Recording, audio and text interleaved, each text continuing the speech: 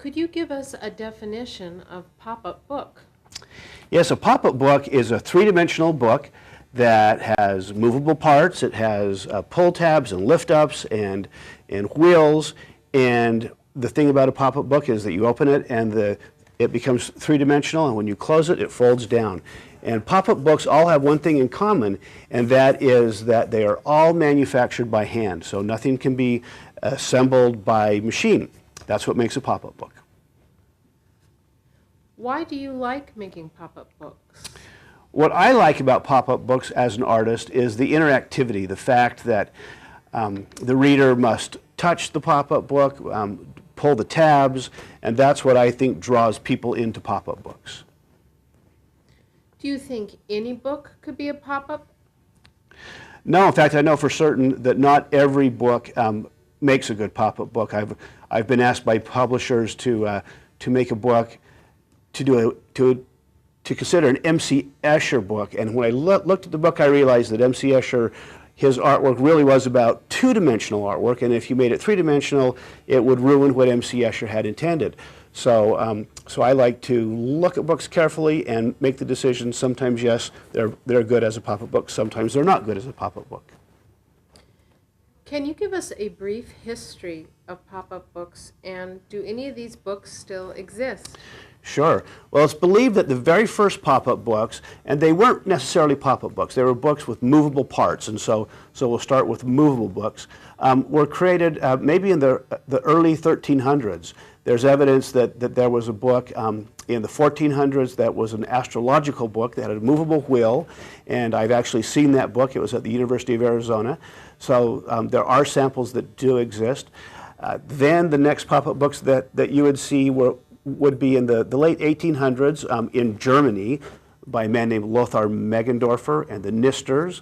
Then pop-up books moved to England, and you saw quite a few books in the early 1900s from a company called Bocano, and then there were some books published in Czechoslovakia and books published in the United States in the 30s. The Blue Ribbon books, which is where the term pop-up came from, that was the company that coined the term pop-up. Later, in the 60s, along came a company called Intervisual Communications. They're based here in the United States, and that's the company that is responsible for the current renaissance of pop-ups that we see right now. What countries first made pop-ups? Well, if you're considering pop-ups as the Meggendorfer pop-ups, which is what the standard is, it looks like Germany and England were the first countries that made pop-ups because they were manufactured in Germany but also sold and published in England. Today, where are most pop-up books developed and why? Well, the majority of pop-up books are now developed here in the United States. It has a lot to do with the fact that Intervisual Communications was based here, and many of the people who were at that company are now still in the business. And it also has to do with the fact that the majority of the big publishers in the U.S. are the companies that initiate the projects. There are quite a few books coming out of England as well, and those are the two main countries that generate the beginning of the pop-up. Where are pop-up books manufactured? Most pop-up books now are manufactured in China and in Thailand, although when I first started in the business, the majority of books were manufactured in Colombia, South America. But it has all moved to the Orient now, all the manufacturing. Do you think pop-up books are experiencing a moment of success? Yes, well, I think for the past 20 years, pop-up books have become quite popular, and hopefully it will stay that way for quite a while. Do you think pop-up books will remain popular? I hope so.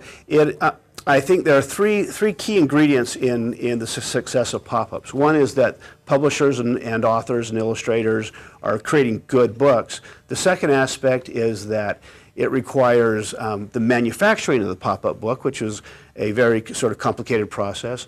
And the third is that it requires that the general public or the consumer still enjoys pop-ups. So as long as those three elements are still available, I think we'll have pop-up books. How did you learn the art of pop-up bookmaking? Well, I started off as an illustrator. I studied art in college in Utah, and I moved to Los Angeles at one point, where I went to work for this company, Intervisual Communications. And it was at Intervisual that I spent 7 years studying and learning the art of paper engineering and pop-up. And I learned to make pop-ups from other paper engineers who were working there at the time. Do art schools in America teach the art of pop-ups? I don't know of any art colleges in the United States that actually teach courses of pop-up bookmaking. There probably are courses where they're teaching three-dimensional art and include paper engineering and pop-up as part of the curriculum, but I don't know of any one particular course that teaches the art of paper engineering. Is it necessary to know engineering to be a pop-up artist, or can someone trained as a designer or an illustrator learn the art of pop-up? Well, most paper engineers, pop-up artists that I know that are working today probably started as illustrators and designers. So I don't think it's necessary to know engineering, although some engineering wouldn't hurt.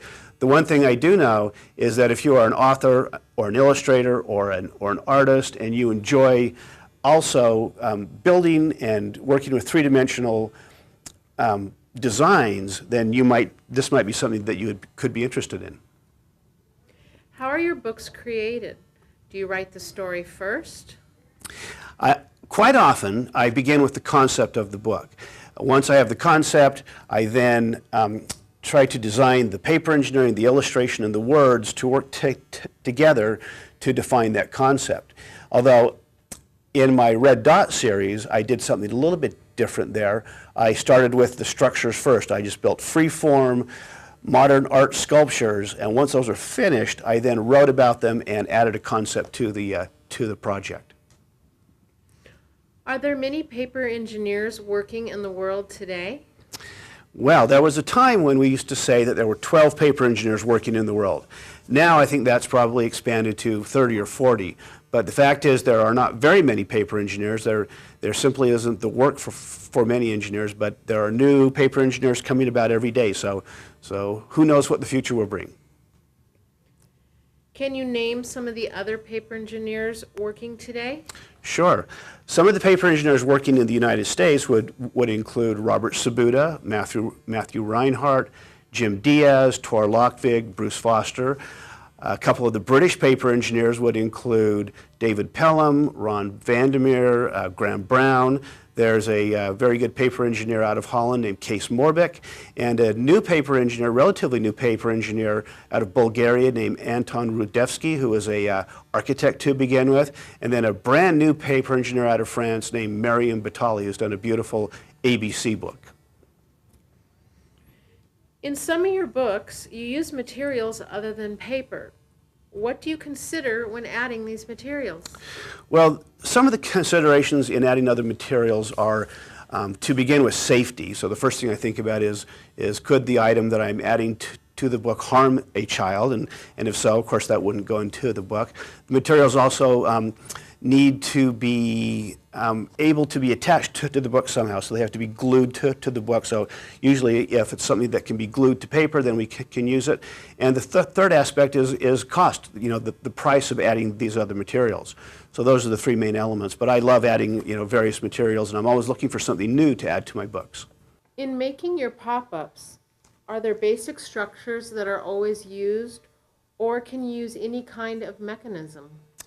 Well, a few years ago, a co-author and I wrote a book called The Elements of Pop-Up. And in the Elements of Pop-Up, we defined 44 specific structures that paper engineers use to make pop-ups, the basic palette of pop-up, if you will.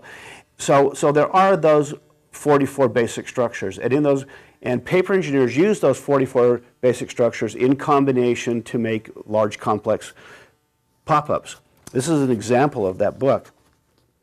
And you'll see that these are simple forms, but when combined, become complicated, pop-up structures.